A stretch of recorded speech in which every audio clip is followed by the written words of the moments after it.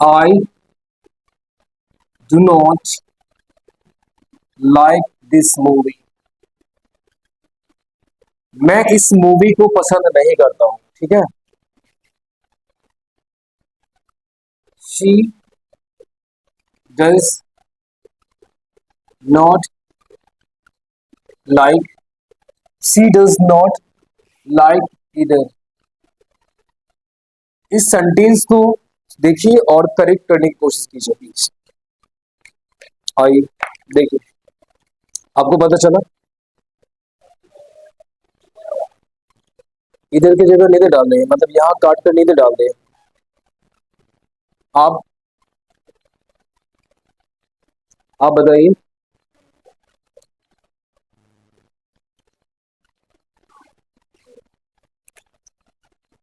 I do not like this movie. सही है, अपने आप में करेक्ट है, ठीक है। यहाँ पे कोई इसमें रॉन्ग नहीं, इसमें नॉट है और इधर वगैरह नहीं है जो कन्वर्ट करे। इसके अंदर आइए, शी डज नॉट, यहाँ पे नॉट है और यहाँ पे इधर है, नॉट और इधर को मिलाकर क्या बनाएंगे, नीदर। तो आपको क्या करना होगा, she does, see likes, neither हो जाएगा, ठीक है। कहेंगे I do not like this movie, she likes neither. अब इस बात को समझिए, सब्जेक्ट है और do does plus not plus V one, ये सिंपल प्रेजेंट टेंस का स्टेटमेंट है ना, प्रेजेंट इंडिफिनिट टेंस। लेकिन नॉट तो हट गया यहाँ पे, ये जो हेल्पिंग वर्ब जो डज इस्तेमाल होता था ये भी होना बंद हो जाएगा, क्योंकि अब वो हमारा अफर्मेटिव सेंटेंस में कन्वर्ट हो रहा है। इसलिए सब्जेक्ट प्लस वी वन या वी फाइव, क्योंकि आपने प्रेजेंट इंडिफिनिट टेंस में आप जानते होंगे क्या होता है structure, subject plus V one या वी फाइव प्लस ऑब्जेक्ट होता है। इसका नेगेटिव हुआ होता है सब्जेक्ट प्लस डू और does plus not plus V one plus object होता है। जब ये नॉट जब हटा दिए, जब ये नेगेटिव रहा ही नहीं, तो डू डज का भी इस्तेमाल नहीं करेंगे। उसके बाद ये पॉजिटिव स्टेटमेंट इस्तेमाल करेंगे तो कहेंगे शी लाइक्स नीदर, क्योंकि नॉट और नीदर को मिलाकर नीदर, और ये मिस्टर इंडिया बन जाएगा, ये नहीं गायब हो जाएगा। चलिए यही तो लास्ट एग्जाम्पल। सिक्स काइंड में आ जाइए, इसमें आप जानने वाले हैं प्रोनाउन का जो रिफ्लेक्सिव है ना, सिक्स जो पार्ट है हमारा प्रोनाउन का काइंड है रिफ्लेक्सिव प्रोनाउन है। और इसी में एक चीज और है, उसका नाम है एम्फैटिक प्रोनाउन।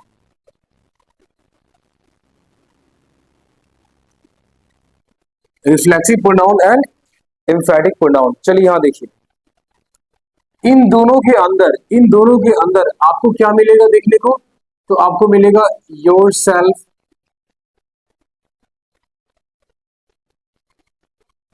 इसका हिंदी इसमें जो होगा खुद को हो जाएगा या स्वयं को हो जाएगा। इसमें जो भी प्रोनाउन इस्तेमाल होगा, इसमें जो भी प्रोनाउन इस्तेमाल होगा उसमें खुद को और स्वयं को, स्वयं इसका हिंदी में लिखा रहेगा। और आप करते क्या है, इसके एंड में आप सेल्फ लगाते हैं या सेल्फ लगाएंगे। ये जो सेल्फ होता है वो हमारा सिंगुलर होगा, लास्ट में ये लगा रहता है, प्रोनाउन के लास्ट में ये लगा रहता है, प्रोनाउन के लास्ट में ये लगा रहता है, और ये सेल्फ है और ये प्रोनाउन के लास्ट में सेल्फ लगा रहेगा, तो वो हमारा कहलाएगा प्लूरल। क्या कहलाएगा, प्लूरल कहलाएगा। आई जैसे एग्जाम्पल की बात करें तो इसी में आ जाइए,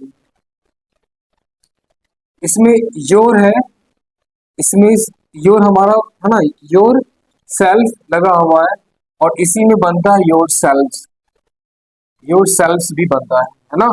ये हमारा सिंगुलर होगा क्योंकि सेल्फ लगा हुआ है, और सेल्फ लगा है तो ये प्लूरल हो जाएगा।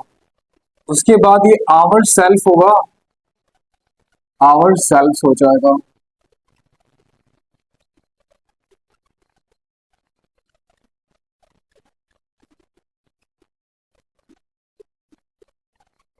उसके बाद देम सेल्फ होता है, देम सेल्फ होता है ना, आइए तो आ जाएगा देम सेल्फ। माई सेल्फ आपको देखने का मिलेगा, हर सेल्फ मिलेगा, हिमसेल्फ मिलेगा, ये सब मिलेगा। यही आपका जो है, इसी में ये सारे आपका जो दिखाई दे रहा है ये हमारा रिफ्लेक्सिव प्रोनाउन है, और ये सारे जो दिखाई दे रहा है ये हमारा एम्फैटिक भी प्रोनाउन। कब हमारा रिफ्लेक्सिव प्रोनाउन होगा, कब हमारा एम्फैटिक प्रोनाउन होगा, इसके बारे में हम लोग आज बात करेंगे, ठीक है। चलिए आइए।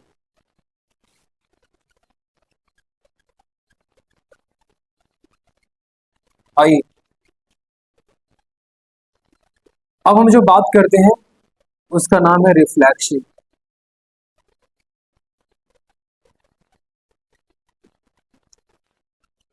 अब यहाँ पे सब्जेक्ट है, ठीक है, और यहाँ पे हमारा उसका एक्शन होगा, मतलब कोई वर्ब होगा।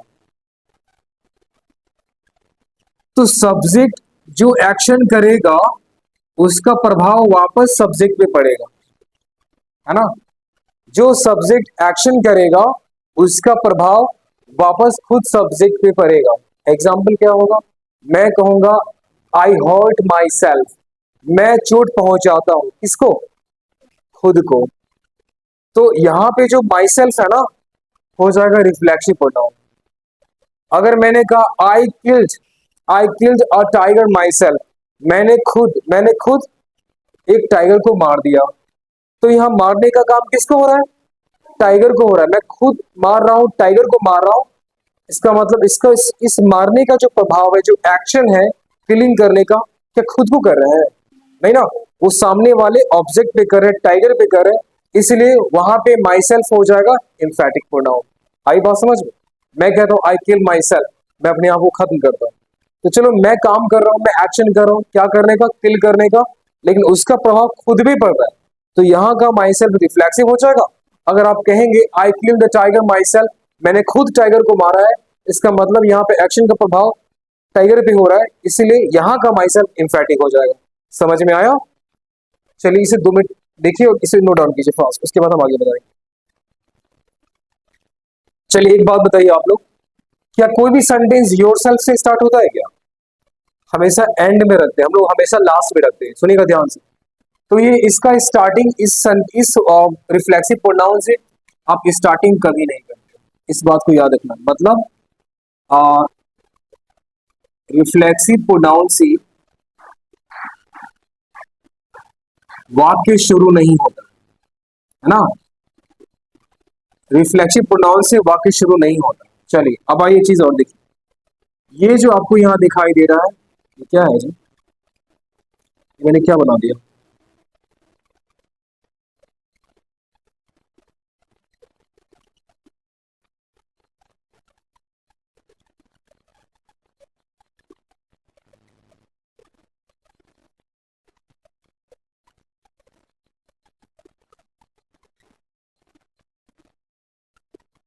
किसी इंसान का आंख ऐसे रहता है क्या, चलो आंख ही बना दूंगा, आंख लग रहा है क्या, लग रहा है जी, नहीं लगे तो लगा देना।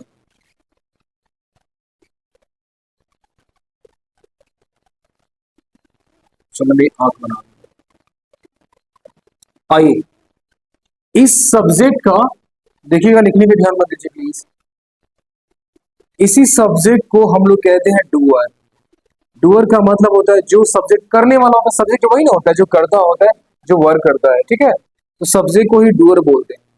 अब मान लो यहाँ पे कोई इंसान है, कोई व्यक्ति है और इस आईने में दिख रहा है, तो यहाँ इस आईने में जब दिख रहा है,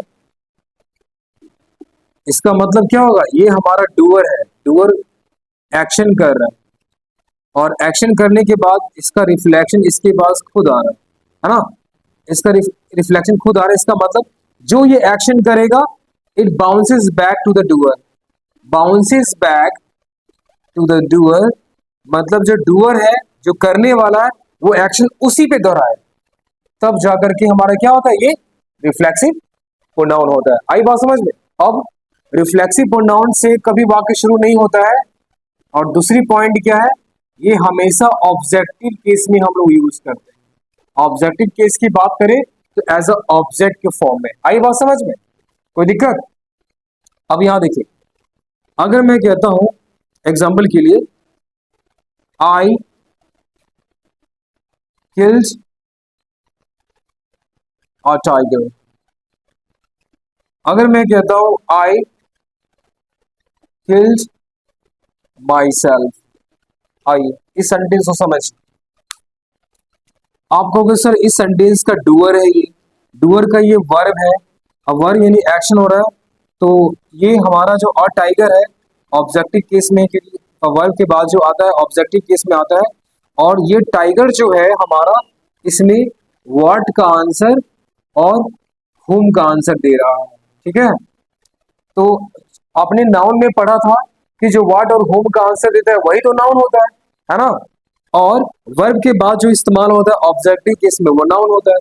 तो आप मुझे बताइए यहाँ पे जो डूअर है वो एक्शन कर रहा है, अब एक्शन का प्रभाव ऑब्जेक्ट पे पड़ रहा है, क्या वापस इस पे आ रहा है? क्या वापस इस पे नहीं आ रहा है ना। तो आप इसके बाद जो इस्तेमाल करेंगे I killed a tiger my self है यहाँ पे, तो आप कहोगे सर ये जो माई सेल्फ यहाँ पे हो गया ना वो हमारा हो जाएगा रिफ्लेक्सिव, रिफ्लेक्सिव प्रोनाउन हो जाएगा नहीं, इम्फेटिक प्रोनाउन हो जाएगा। आई बात समझ में? अब यहाँ देखिए, अगर मैं कहता हूँ आई किल्ड माई सेल्फ, मैं खुद को खत्म करता हूँ, यहाँ पे व्हाट और हुम का कोई आंसर नहीं दे रहा है, इसका मतलब ये ऑब्जेक्ट नहीं है, ये हमारा वर्ब हो जाएगा सेंटेंस का, ये डूअर है और है ना। और यहाँ पे माई सेल्फ लगने की वजह से इस वर्ब का इफेक्ट वापस डूअर पे पड़ रहा है इस माई सेल्फ की वजह से, इसलिए हमारा ये रिफ्लेक्सिव प्रोनाउन हो जाएगा। कोई दिक्कत? बोलिए। नहीं, आपने क्या समझा? आपने ये समझा कि subject plus verb plus object होगा, ठीक है, और इसका अगर इफेक्ट जो होता है वो खुद पे पड़ता है तो आप कहेंगे क्या? बोलिए, रिफ्लेक्सिव। अगर खुद पे नहीं पड़ेगा तो हम लोग क्या बोलेंगे? खुद पे पड़ा तो हमारा बोलेंगे रिफ्लेक्सिव प्रोनाउन, खुद पे नहीं पड़ेगा तो आप कहेंगे एम्फेटिक। खुद पे नहीं पढ़ने का मतलब किसी और पे पढ़ना है ना। आई बात समझ में? अब क्लियर हुआ? कुछ कहना चाहेंगे? नहीं ना? चलिए अब एक चीज और समझ लीजिए। अभी तो आपने इसमें देखा कि माई सेल्फ होता है, जो भी आपने यहाँ पे देखा, तो आई जो होता है, आई से यहाँ पे देखा आपने माई सेल्फ बना, यू से देखा तो यू से क्या बना? योर सेल्फ बन गया, वी से क्या हो गया? आवर सेल्फ बन जाएगा, या आवर सेल्फ हो जाएगा, बना लीजिएगा। दे है, दे का क्या हो जाएगा? देम सेल्फ हो जाएगा। इसमें ट्रिक है, इस बात को समझना। अभी इट है, इट सेल्फ हो जाएगा, वन भी मिलेगा, वन सेल्फ हो जाएगा। उसके बाद आई वी यू दी ही है ना, ही है तो हिम सेल्फ हो जाएगा, और शी है तो हर सेल्फ हो जाएगा। अब इस बात को समझिए, यहाँ एक ही बंदा या बंदी जो भी है, माई सेल्फ अपने आप में करेक्ट है, यू यहाँ पे योर सेल्फ और इसका योर सेल्फ एक से ज्यादा भी होता है तो योर सेल्फ इसका भी होता है। वी मतलब हम लोग होता है एक साथ, तो हम लोग बोलते हैं, इसका ज्यादा इस्तेमाल हम लोग आवर सेल्फ में करते हैं, आवर सेल्फ में, क्योंकि ये एक से ज्यादा रहता है। देम सेल्फ में हम लोग ज्यादातर इसका इस्तेमाल करते हैं, देम सेल्फ का इस्तेमाल करते हैं, दोनों अपने आप में करेक्ट है। इट सेल्फ करेक्ट है, एक सिंगल है, सिंगल है, सिंगल है, सिंगल है, इन सब में भी एस वाला पार्ट इस्तेमाल नहीं कीजिएगा। आई बात समझ में? चलिए आप नोट डाउन कीजिए प्लीज।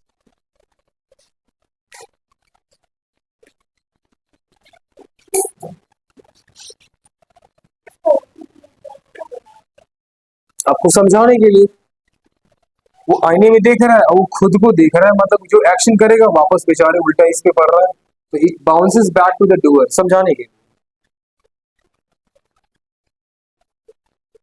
आपको ये झूठ मूठ का लगा था?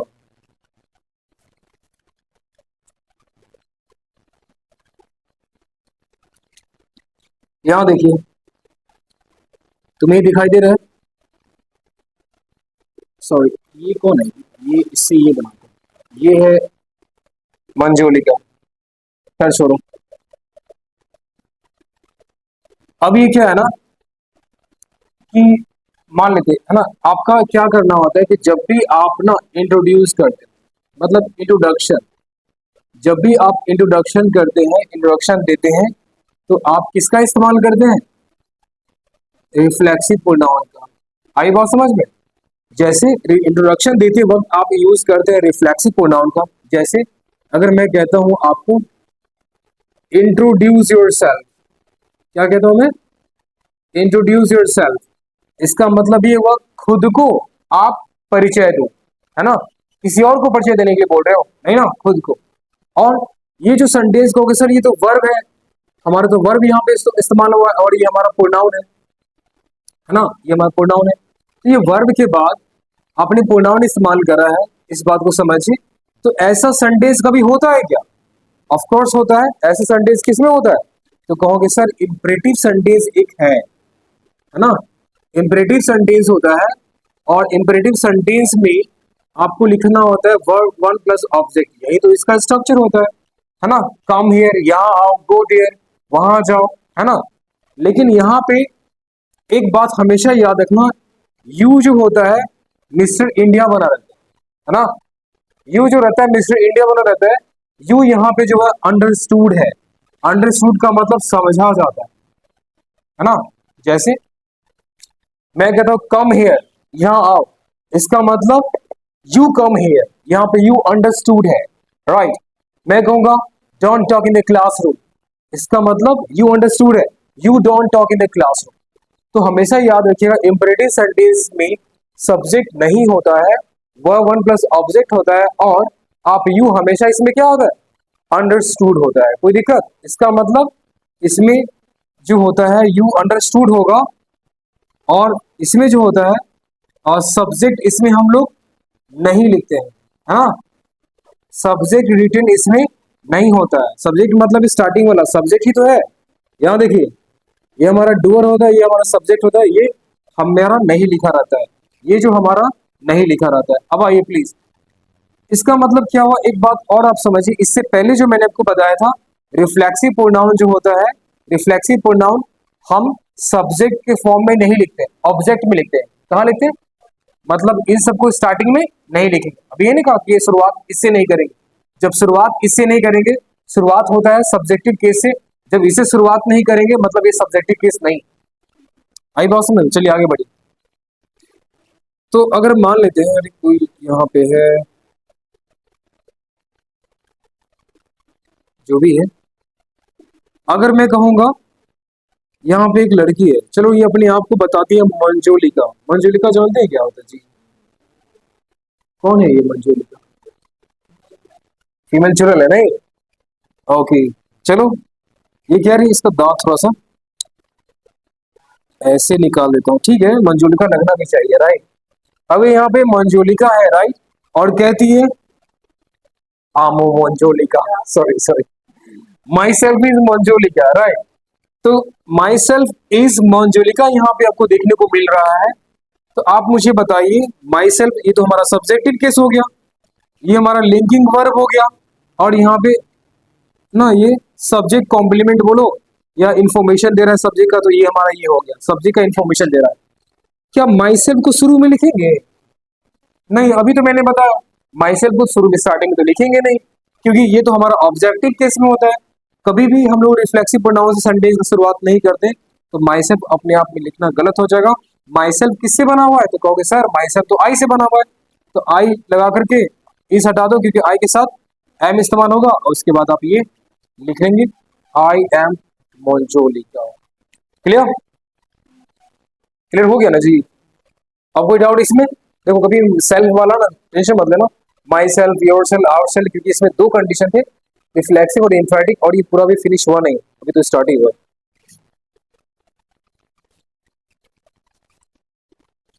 अब देखिए, ये जो हमारा रिफ्लेक्सिव प्रोनाउन है, हम लोग इसको सब्जेक्टिव केस में हम लोग नहीं लिखते हैं, इसे ऑब्जेक्टिव केस में हम लोग इसे लिखेंगे, ये आप में करेक्ट होगा। आइए, रिफ्लेक्सिव जो प्रोनाउन होता है वो दो दो तरह से काम करेगा। एक तो क्या होगा, अ कंप्लीट मीनिंग, एक कंप्लीट मीनिंग देगा। क्या देगा? एक कंप्लीट मीनिंग देगा। उसके बाद दूसरा, arrangement of words, arrangement of words ये होता है, शब्दों का एक सही अरेंजमेंट होता है। अब ये इस बात को समझिए, इस अरेंजमेंट ऑफ वर्ड्स का मतलब, कहने का मतलब क्या हुआ, subject plus verb plus object, मतलब इस फॉर्म में क्या करेगा, अरेंज करने के लिए इस्तेमाल करा जाएगा, है ना। रिफ्लेक्सिव प्रोनाउन का इस्तेमाल जो होता है, रिफ्लेक्सिव प्रोनाउन का प्रयोग सेंटेंस में ऑब्जेक्ट की कमी को पूरा करने के लिए, ऑब्जेक्ट की कमी को पूरा करने के लिए इस्तेमाल किया जाता है।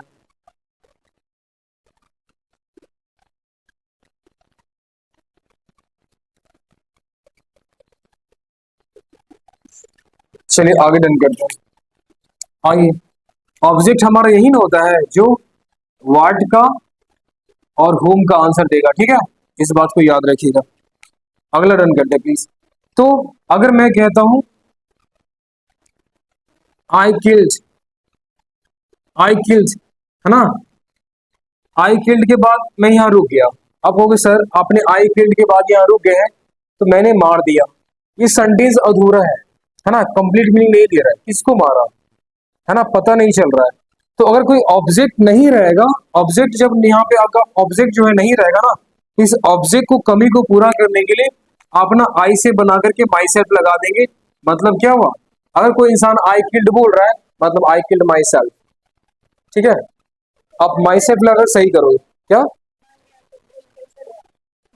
हाँ यू आर राइट, ये मर गया तो बोल कैसे रहा है, ठीक है। तो आई किल्ड माई सेल्फ यहाँ पे हो गया। तो चलो इसको हटाते हैं सेंटेंस में, क्योंकि इस सेंटेंस में माई सेल्फ नहीं बैठ रहा है, ठीक है। मैं कुछ और एग्जाम्पल लेता हूँ, है ना।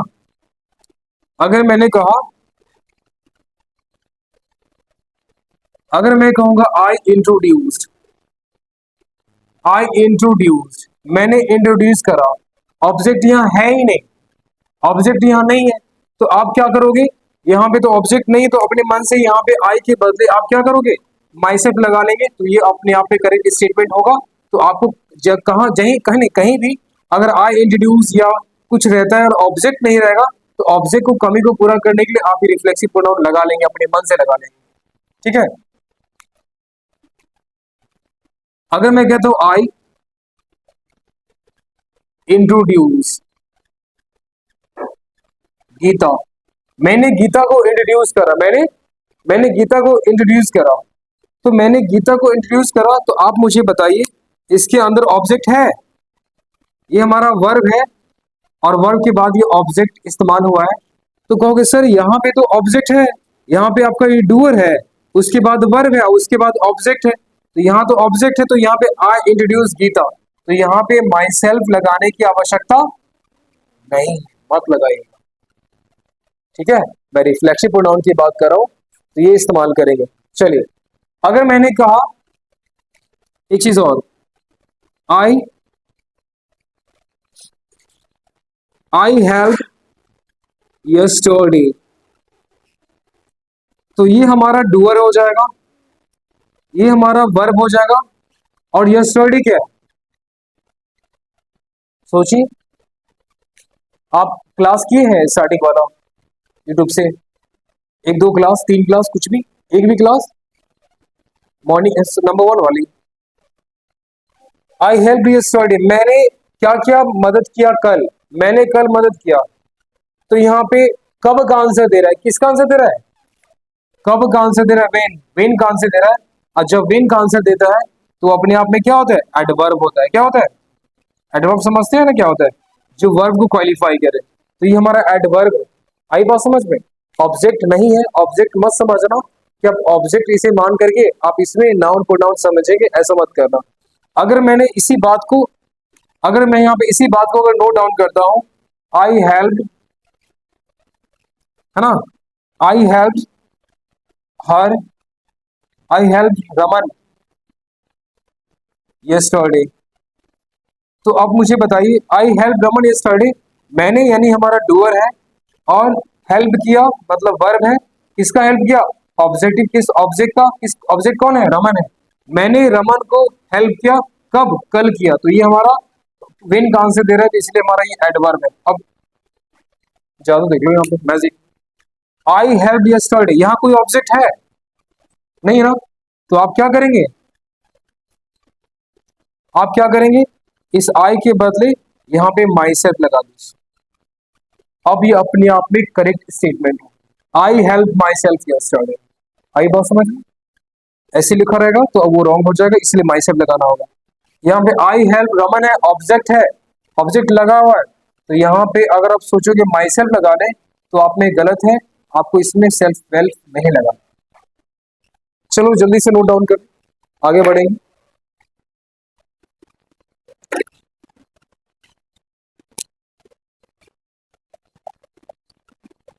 When the object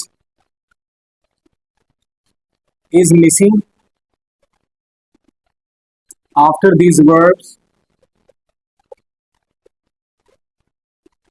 we use reflexive pronoun। हमारे पास कुछ ऐसे वर्ब्स हैं जिसके बाद ऑब्जेक्ट नहीं रहता है और हम लोग क्या करते हैं, हम लोग उसमें रिफ्लेक्सिव प्रोनाउन का इस्तेमाल करते हैं, है ना। चलिए तो वो सारे लिखने एक एक करके स्टार्ट करो। ढेर सारे वर्ड है, ज्यादा नहीं, 20-25 वर्ड है, वो आपको याद कर जाना है, ठीक है। और उसके बाद हमेशा आपको रिफ्लेक्सिव प्रोनाउन इस्तेमाल करना है।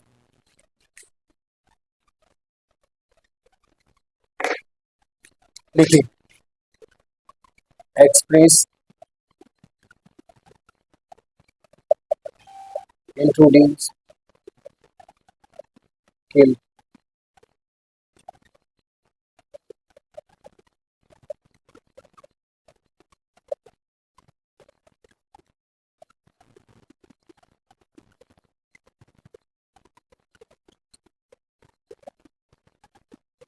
अवेंज,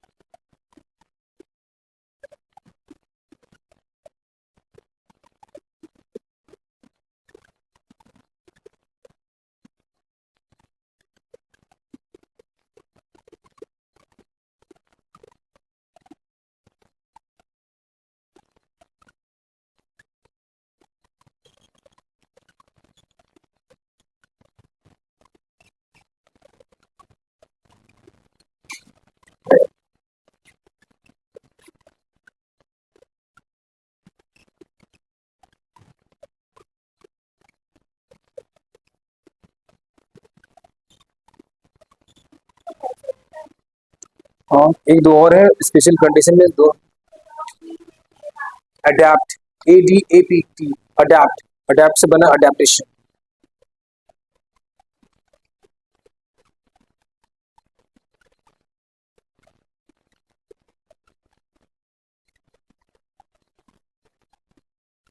चलिए,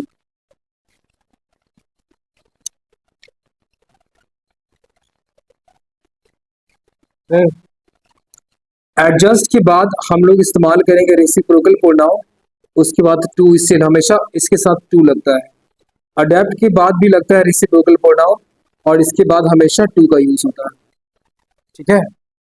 चलिए, प्रेजेंट, प्रेजेंट के बाद रहता है रेसिप्रोकल प्रोनाउन और उसके बाद इन का यूज होता है हमेशा।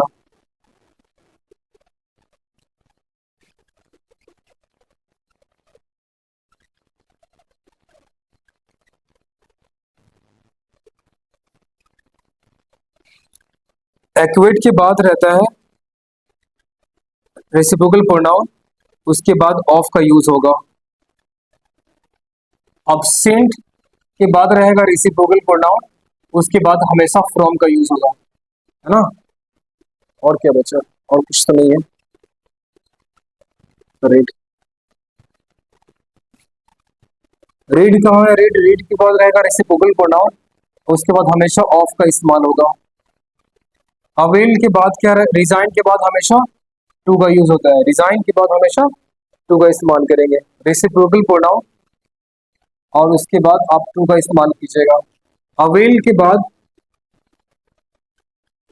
ऑफ रहता है। अविल के बाद हमेशा ऑफ का यूज होगा,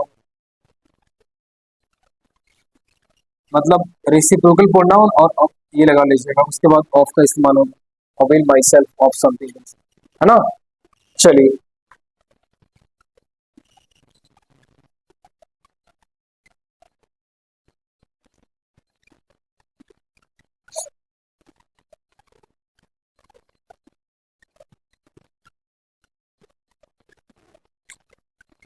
हो गया।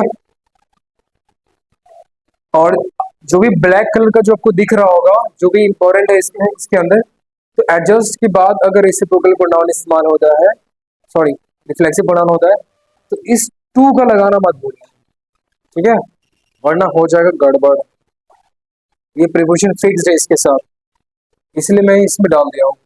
आइए,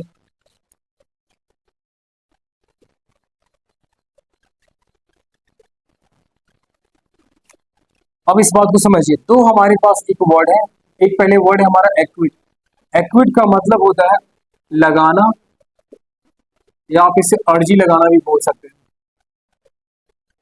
ठीक है।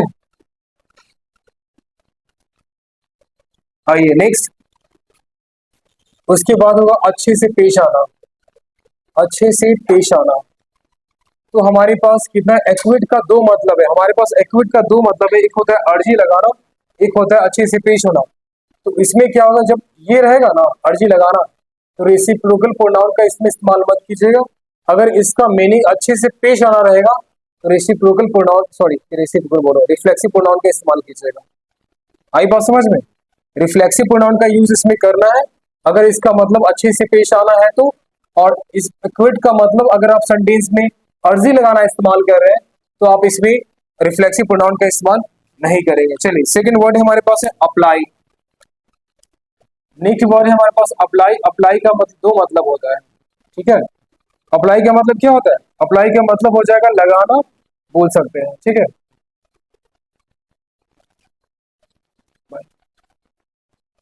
अप्लाई का मतलब डेडिकेट होगा, समर्पित करना होता है। समर्पण जानते हैं ना जी, डिवोशन, डिवोट करना, इसी को हम लोग डिवोट भी बोलते हैं, ठीक है।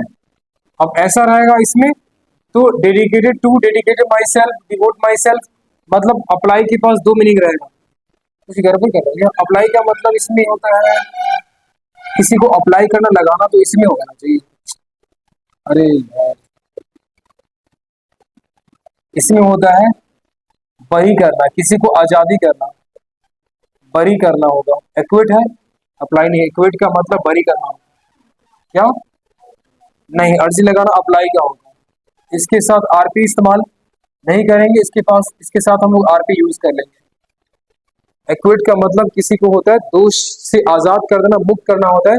किसी को सजा मिली है, जेल में बंद है, उसे बरी कर देना, ये होता है एक्विट। और अप्लाई का मतलब होता है अर्जी लगाना या सिर्फ लगाना, ठीक है।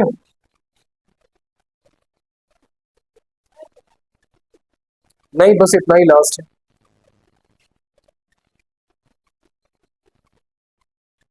ठीक है। इतना आप लोग याद करके लाएंगे, रिवीजन करके लाएंगे, और आज का क्लास यहीं समाप्त करते हैं, ठीक है।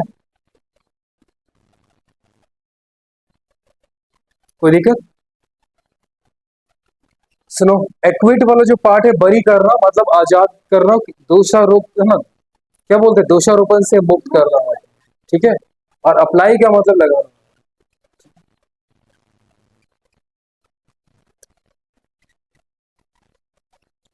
चलिए, thank you very much, and आज की क्लास यही समाप्त करते हैं, राइट।